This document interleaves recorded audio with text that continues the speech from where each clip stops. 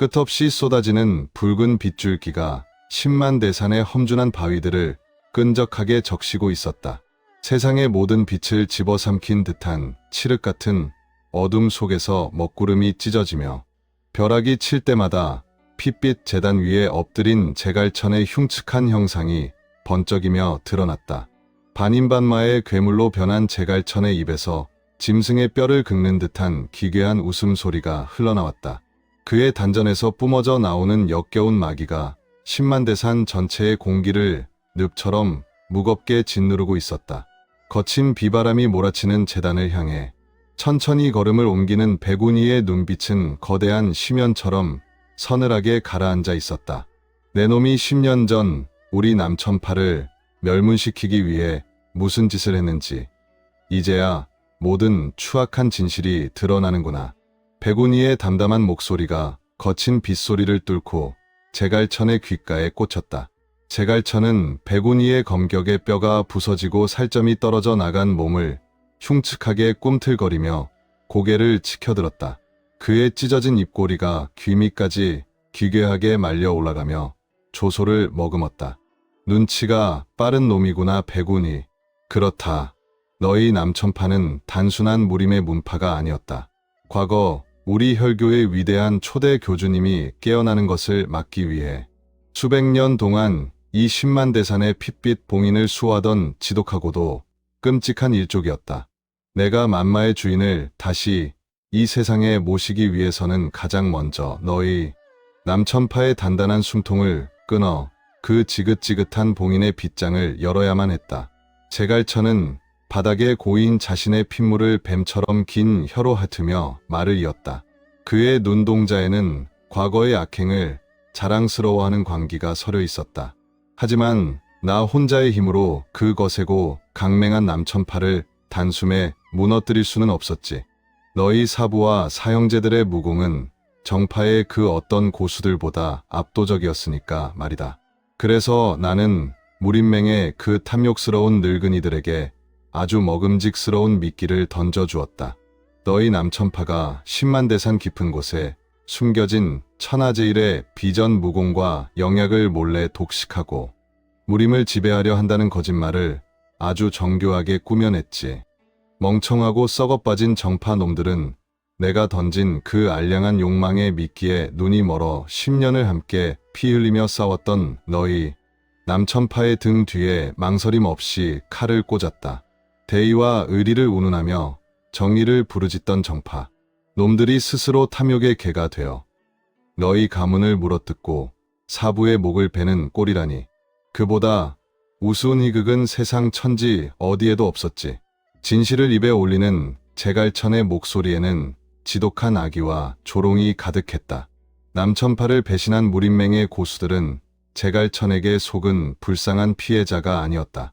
그들은 스스로의 탐욕을 채우기 위해 기꺼이 악귀가 되었고 결국 오늘 무림맹 대전에서 제갈천의 도주를 위한 피의 제물로 버려지는 비참하고도 철저한 최후를 맞이한 것이다. 진실을 마주한 백운이는 검 손잡이를 꽉 쥐었다. 극한의 분노로 인해 그의 손등 위로 핏줄이 터질 듯 팽창했지만 그의 마음만은 거대한 호수처럼 고요하고 차가웠다. 그 알량한 새 치여로 세상을 조롱하며 살아온 대가가 오늘 내 놈의 목을 치게 될 것이다. 다시는 살아서 이 산을 내려가지 못할 줄 알아라. 시간을 조금 거슬러 피비린내가 진동하는 무림맹에 무너진 대전. 제갈천의 혈둔으로 인해 지붕이 날아가고 핏물이 강물처럼 흐르는 아수라장 한가운데 셋째 사형 송태경이 홀로 서 있었다. 무림맹 본단에 남아 남천파를 배신했던 탐욕스러운 정파. 놈들을 모조리 날카로운 창으로 꿰뚫어버린 그는 온몸에서 터져 나오는 상처를 부여잡고 거친 숨을 몰아쉬고 있었다. 묵직한 창자루를 지팡이 삼아 간신히 버티고 선 그의 등 뒤로 무너진 잔해를 밟으며 다가오는 다급한 발소리가 들려왔다. 태경아. 피비린내를 뚫고 들려온 그 묵직한 목소리에 송태경의 굳센 어깨가 잘게 떨렸다. 천천히 고개를 돌린 그의 시야에 낯익은 두 사내의 모습이 들어왔다. 10년 전 멸문의 참화 속에서 뿔뿔이 흩어져 죽은 줄로만 알았던 대사형 무진과 둘째 사형 이자성이었다. 그들은 막내를 돕기 위해 사지를 뚫고 무린맹 대전으로 달려오던 길이었다. 태경아, 내가 살아있었구나. 무진이 떨리는 걸음으로 다가가 피투성이가 된 송태경을 와락 끌어안았다. 이자성 역시 붉어진 눈시울을 애써 감추며 송태경의 어깨를 강하게 움켜쥐었다. 대사형, 그리고 자성이 형. 송태경의 거친 목소리가 울음기로 젖어들었다. 죽은 줄만 알았던 사형제들이 피비린내 나는 지옥 한가운데서 다시 살을 맞대고 잃어버린 체온을 나누고 있었다. 10년이라는 억겁의 세월 동안 차갑게 얼어붙어 있던 송태경의 가슴 속에 뜨거운 불덩이가 치밀어 올랐다. 매일 밤 악몽 속에서 사부님과 형제들의 환영을 보며 피눈물을 흘렸던 송태경이었다. 하지만 애틋한 감격을 길게 나눌 시간이 부족했다. 송태경이 핏물을 토해내며 다급하게 입을 열었다. 막내가 남천파를 멸문시킨 진정한 원수놈을 쫓아 홀로 저 사지인 10만 대산으로 갔습니다. 형님들, 여기서 지체할 시간이 없습니다. 우리가 가서 막내의 등을 지켜야 합니다. 무진과 이자성의 눈빛이 순식간에 차갑게 가라앉았다. 막내가 또 혼자 사지로 뛰어들었단 말이냐. 무진이 바닥에 떨어진 자신의 무기를 꽉 쥐며 이를 악물었다. 우리 남천파의 막내가 홀로 저 무거운 짐을 지게 놔둘 수는 없다. 가자, 태경아. 숨을 쉬는 한 우리는 남천파다. 세 사람의 사형제는 망설임 없이 바닥을 박차고 10만 대산을 향해 몸을 날렸다. 핏빛 폭우를 뚫고 날아가는 그들의 뒷모습에는 10년의 세월을 뛰어넘는 거대한 의리와 타오르는 복수심이 함께 뒤엉켜 있었다. 다시 10만 대산의 험준한 정상. 제갈천의 몸에서 뿜어져 나오는 마기가 하늘의 먹구름을 찢어버릴 듯 거대하게 부풀어 올랐다. 혈마단의 약기운이 한계치까지 차오르고 재단의 핏물이 그의 몸으로 흡수되면서 제갈천의 힘은 이미 인간의 경지를 아득히 벗어나 마신에 가까워지고 있었다. 백운이가 바닥을 박차며 허공으로 솟구쳤다. 그의 시퍼런 검강이 빗방울을 증발시키며 제갈천의 심장을 향해 벼락처럼 내리꽂혔다. 그러나 제갈천은 끔찍한 괴성을 지르며 양손을 앞으로 뻗었다. 붉은 혈기가 거대한 장벽처럼 솟아오르며 백운이의 검강과 정면으로 충돌했다. 고막을 갈기갈기 찢는 듯한 폭음과 함께 거대한 충격파가 10만 대산의 바위들을 모래알처럼 가루로 만들었다. 백운이의 몸이 거센 반발력에 밀려 뒤로 크게 튕겨나갔다. 체내의 기혈이 뒤틀리며 단전이 끊어질 듯한 고통이 밀려왔다. 그 찰나의 미세한 틈을 놓치지 않고 제갈천의 열 손가락에서 뻗어나온 핏빛 강기가 백운이의 사각을 날카롭게 파고들었다. 검으로 쳐낼 수도 피할 수도 없는 완벽한 사지였다. 치명적인 일격이 백운이의 목숨을 앗아가려는 절체절명의 순간이었다. 먹구름이 낀 허공을 가르고 거대한 은빛 성광이 대포알처럼 날아왔다. 산산조각 나는 바위 파편 사이로 제갈천의 거대한 혈기를 찢어발기며 벼락 치듯 꽂힌 것은 붉은 술이 빗물에 젖어 펄럭이는 날카로운 창이었다. 웅장한 창명과 함께 거센 창강이 사방으로 폭발하듯 뻗어나가며 백운이를 노리던 제갈천의 마기를 단숨에 흩어버렸다. 우리 막내가 피를 흘리는데 이 사형들이 빠질 순 없지. 거친 빗소리를 뚫고 들려온 그 묵직하고 든든한 음성에 백운이의 두 눈이 크게 떠졌다. 10만 대산의 땅에 깊게 꽂힌 창자루 너머로 온몸이 적의 피로 물든 3명의 사내가 성큼성큼 걸어 들어오고 있었다. 대사형 무진과 둘째 사형 이자성, 그리고 셋째 사형 송태경이었다. 그들은 무린맹에서 애틋하게 제외한 직후 단 한숨도 쉬지 않고 험준한 사지를 뚫고 달려와 마침내 막내의 등 뒤에 완벽하게 당도한 것이다. 대사형, 둘째 사형, 그리고 셋째 사형까지. 백운이의 떨리는 목소리에 대사형 무진이 비바람 속에서도 굳건하고 부드럽게 미소 지었다. 막내야, 너무 늦어서 미안하다. 내가 이 사지에 홀로 들어왔다는 소식을 듣고 뼈가 부서져라 달려왔다. 내 짐을 이제 우리가 나누어 지마. 이자성이 피 묻은 검을 허공에 한번 털어내며 백운이의 우측으로 다가섰다. 송태경은 묵직한 걸음으로 다가와 바닥에 꽂힌 자신의 창자루를 우악스럽게 움켜쥐며 호탕하게 웃었다. 막내야, 형들 왔다. 남천파의 이름을 걸고 저 역겨운 늙은이의 숨통을 오늘 이 창으로 확실하게 꿰뚫어주마. 10년 전 멸문의 참화 속에서 뿔뿔이 흩어져 지옥 같은 삶을 버텨냈던 사형제들이 마침내 막내의 곁에 굳건하게 모였다. 강호 어딘가에 아직 살아있을지 모를 넷째 사형의 빈자리가 가슴 한구석에 남아있었지만 끝없이 외롭고 처절했던 백운이의 복수극이 이제는 결코 혼자가 아님을 증명하는 눈부신 순간이었다.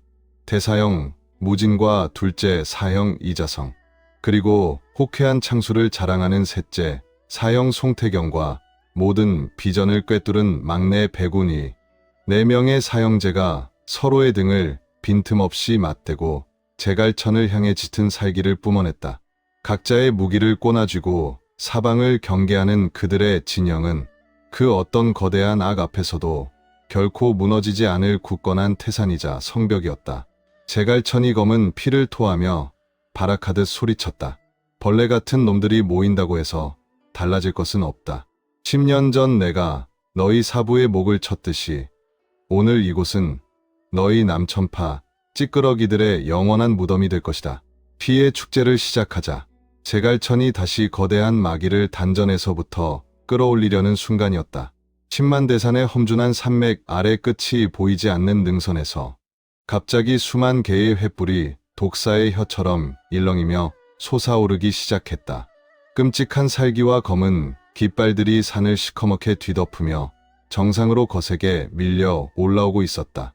제갈천조차 그 엄청난 기세와 규모에 당황한 듯 미세하게 흔들리는 눈으로 산 아래를 내려다보았다. 어리석은 정파 놈들과 피에 미친 혈교 놈들이 쟤들끼리 서로의 목을 물어뜯고 자멸하는 꼴이 아주 볼만하구나. 칠흑 같은 어둠 속에서 들려온 오만하고도 압도적인 목소리에 10만 대산 전체가 얼어붙는 듯했다. 산맥을 타고 폭풍처럼 올라온 거대한 대군의 선두에는 검은 도포를 휘날리는 마교의 교주가 서 있었다. 예전부터 무림맹을 향한 정파의 분열을 숨죽여 지켜보며 10만 대산을 통째로 집어삼킬 기회만을 엿보던 마교의 본대가 마침내 그 잔혹하고 거대한 이빨을 세상에 드러낸 것이다.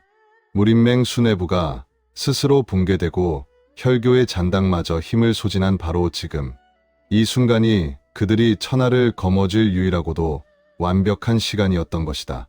마교의 고수들이 뿜어내는 마기가 혈교의 마기와 뒤엉켜 하늘의 먹구름을 더욱 검게 물들였다. 마교의 교주가 세상을 조롱하듯 외쳤다. 무림맹 본단은 이미 내 수하들의 발밑에 짓밟혀 잿더미가 되었다. 정파의 수뇌부가 지휘 계통을 잃고 우왕좌왕하며 도망치는 지금이야말로 천하가 우리 마교의 깃발 아래 엎드릴 완벽한 순간이다. 제갈천 내놈이 10년 동안이나 숨어서 만마의 주인을 부활시키려 애쓴 그 알량한 공로는 가상하나 오늘 이곳에서 내놈들의 명운은 완벽하게 끝났다. 이 10만 대산의 주인은 이제 나다. 상황은 순식간에 최악의 혼전이자 거대한 전쟁으로 치달았다. 만마의 부활을 꿈꾸며 폭주하는 반인반마 제갈천, 그리고 중원의 멸망을 노리고 쳐들어온 압도적인 수의 마교 대군, 마지막으로 이 모든 썩어빠진 악의 무리를 모조리 베어버리고 가문의 한을 풀려는 남천파 사형제들, 사방이 끝을 알 수 없는 적으로 둘러싸인 10만 대산의 정상에서 백운이는 자신의 검을 더욱 굳게 쥐었다. 대사형 무진과 둘째 사형 이자성, 그리고 셋째 사형 송태경 역시 묵묵히 자신의 무기에 정순하고도 압도적인 내공을 불어넣었다. 내 사람의 몸에서 뿜어져 나오는 맑고 강맹한 기운이 거대한 마기에 맞서 10만 대산의 정상부를 푸르게 물들였다. 사형들, 등 뒤는 확실하게 맡기겠습니다. 살아서 돌아가자. 이 산을 내려가 예전처럼 다 같이 웃으며 술잔을 기울여야 하지 않겠느냐. 무진의 묵직하고도 비장한 다짐과 함께 남천파 4명의 사형제가 일제히 거센 함성을 지르며 거대한 적진을 향해 몸을 날렸다. 호쾌하게 허공을 찢어발기는 송태경의 벼락 같은 창강과 백운이의 묵직하고 날카로운 검기가 쏟아지는 마교의 선봉을 향해 무자비하게 쏘아져 내렸다. 무진과 이자성 역시 거대한 무공을 펼치며 혈교의 마물들을 도륙하기 시작했다. 피 끓는 만마전의 처절한 사투가 붉은 비가 폭우처럼 쏟아지는 10만 대산 정상에서 마침내 그 웅장한 막을 올렸다. 강호를 온통 피로 물들일 최후의 전쟁이 지금 막 시작된 것이다.